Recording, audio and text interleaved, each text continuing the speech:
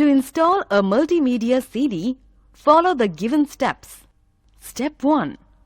Insert the CD in the CD-ROM drive. Step 2. Double-click the This PC icon on the desktop. The This PC window appears.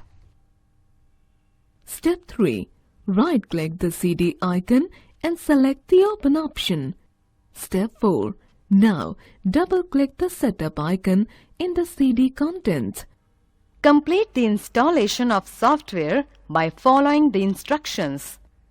Your software installation is complete and now you may use it. Using the multimedia software. After installing the software, you can use it anytime you want. To start the software, follow the given steps.